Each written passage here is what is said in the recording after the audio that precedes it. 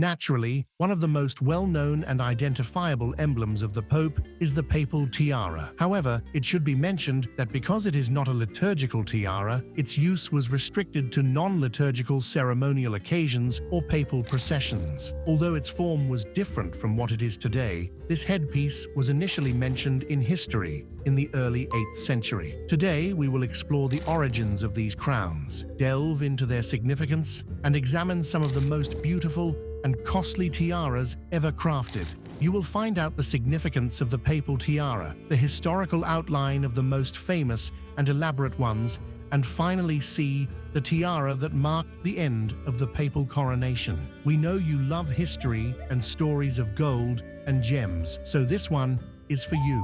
We are getting started. The Papal Tiara can be traced back to the early medieval period, with roots in the practices of the Roman emperors. Initially, the Pope was not distinctively crowned. Instead, he wore simpler headwear, often resembling the mitre used in liturgical settings today. The transition to a more elaborate crown began in the 8th century, as the popes gained political power, especially after the donation of Pepin, which established the Papal States. It is believed that the first circlet crown would emerge by the 10th century, change into 2 crowns under Pope Boniface VIII in the 13th century, and then culminate in the triple crown that we are familiar with by the middle of the 14th century.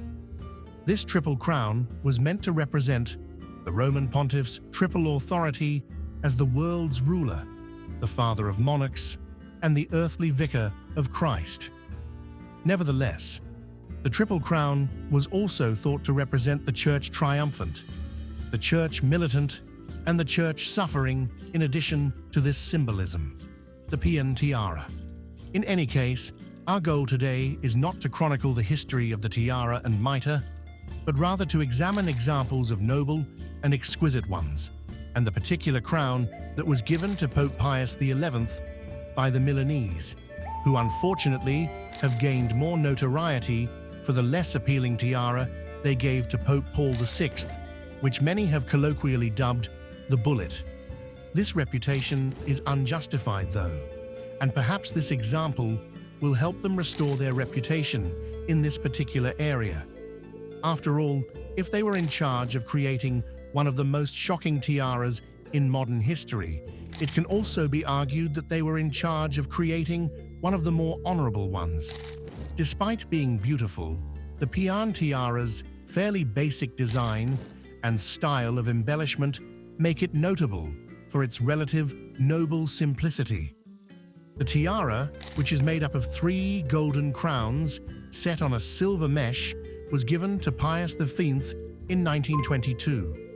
The stunning green emeralds placed against these golden crowns are what really stand out in the design, even if it also includes pearls, rubies, and diamonds.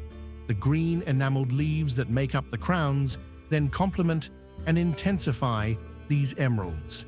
The outcome is really breathtaking. The lappets of the tiara, which are the 2 appendages at the back that look like 2, are made from silk, embroidered with the stemma of Pope Pius XI, as well as small images of tongues of fire, representative of the Holy Spirit. While this tiara stays one of the most famous, let's step back to the earlier days. Papier-Mâché tiara of Pius VII.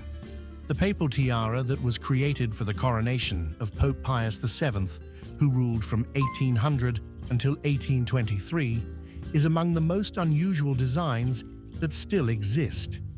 Its distinctive design is entirely due to the way it was constructed, not to its specific shape or inside embellishment. This papier-mâché tiara has been embellished with gems that were provided for the occasion by local households during that era. For the election of Pope Pius VII to be valid, the coronation ceremony was mandatory, yet no papal tiara was available. Many had been destroyed in the sacking of Rome in 1527, and many others had been stolen or destroyed during the Napoleonic invasion. Since the coronation had to be performed immediately, improvisation was the solution. Papier-mâché was used to create Pius VII's tiara, Fine stones like sequins finish the decoration, which was created by stretching silver and golden textiles over papier-mâché to resemble gold and silver. The outcome was artistically pleasing, and because it was so comfortable and light, the Pope ended up wearing this tiara for many years. In 1805, Napoleon presented Pius VII with a new tiara that was made from the priceless stones of some of the old tiaras that Napoleonic troops had taken from the Holy See and disassembled. The tiara is often referred to as the Napoleonic Papal Tiara. The piece had 3,345 precious stones and 2,990 pearls. Napoleon allegedly had the tiara created that way on purpose to offend the Pope discreetly, but the Pope never used it since it was too small and heavy. Decades later, Pope Benedict XV ordered that all of the valuable stones from the Napoleonic tiara be taken out and sold, with the exception of the top rubies and the enormous emerald. Replicas made of tinted glass were placed. The funds raised were utilized to aid First World War victims. Pope Gregory XVI Tiara.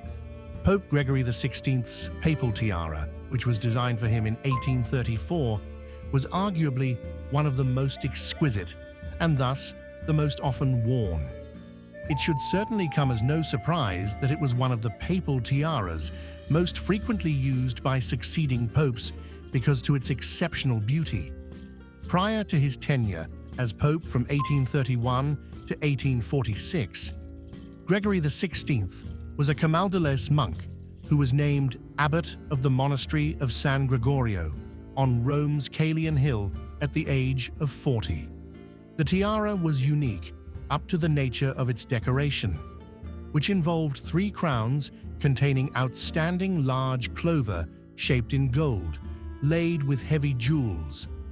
The new style of design was copied in the later Palatine tiara given to Gregory's successor, Pope Pius IX, by the Vatican's Palatine Guard in 1877. Tiaras of Pope Pius IX. Pius IX was a great patron of the arts. He worked hard to enhance and beautify churches in Rome and the papal provinces. He was also in charge of pursuing archaeological investigations of the catacombs and fortifying the Colosseum, which was thought to be in danger of collapsing.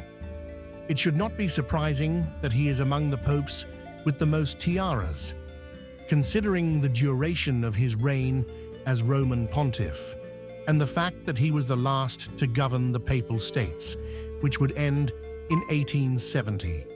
He was presented with 3 papal tiaras, where the first, called the Spanish tiara, was a gift of Queen Isabella II of Spain to Pope Pius IX in 1854 to 1855. According to multiple reports, the tiara is made of a trio of gold crowns set with diamonds, emeralds, sapphires, pearls, and other jewels around a silver thread fabric. It measures 35 centimeters in height and 24 centimeters in diameter.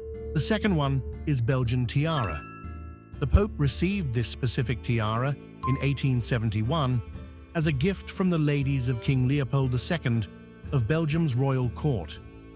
The Latin text is spread across the 3 crowns on red, green, and blue enamels, and it was created in the neo-Gothic style by Jean-Baptiste Bethune of Ghent. It is made of gold, pearls, gilt silver, emeralds, enamel, agates, and rubies. Finally, there comes the Palatine tiara, which was a gift from the Pope's Palatine Guard in 1877, made to celebrate the 50th anniversary of Pius IX's episcopal consecration. This is the same tiara that was fused for the coronation mass of every successive pope since Pius IX until the time of Pope Paul VI. The tiara is made up of a silver mesh over a felt base and consists of 3 separate golden crowns. Each crown is inlaid with pearls, 90 on each, different precious gems like rubies, emeralds, a hyacinth, an aquamarine, and a total of 540 pearls on the tiara. For instance, it may be seen worn by Pope John XXIII at his coronation. All of 3 tiaras are in the possession of the Vatican, while other tiaras that are not quite so spectacular as these were sent on display at the University of Notre Dame's Basilica of the Sacred Heart. Papal Tiara of Gregory XIII. One more crown that comes into our minds and can't be skipped is the one worn by Pope Gregory XIII, the immediate successor to Pope Saint Pius V, who reigned as Roman Pontiff during the years 1572 to 1585. He was actually responsible for the creation of the Gregorian calendar, which bears his name. To this day, it remains the most widely used worldwide standard in both civic and religious contexts. Pope Gregory XIII began his career as a law professor and taught prominent people, including Milanese Cardinal St. Charles Borromeo and English Cardinal Reginald Pole. In addition, he briefly held the position of King Philip II of Spain's legate before being appointed a cardinal by Pius IV in 1565. During the Counter-Reformation, Gregory XIII was committed to reform and worked to put the Council of Trent's rulings into effect.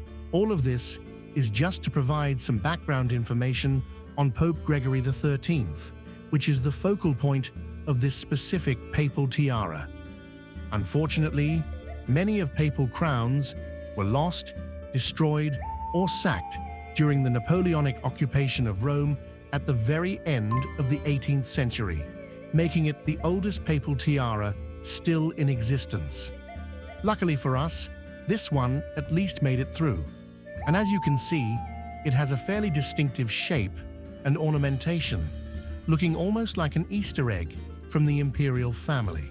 While you had a look at the most famous papal tiara, why don't we take a jump to the one that marked history, the tiara of Saint Sylvester? In 1294, it was the exact time to create a several-layered crown tiara of Pope Boniface VIII that became known as the Tiara of Saint Sylvester.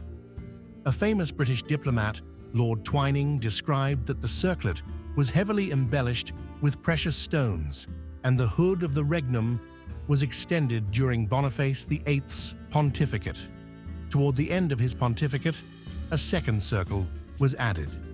The extended length illustrated the meaning of the papal unam sanctum and symbolized the dominion of the una sancta ecclesia over the planet.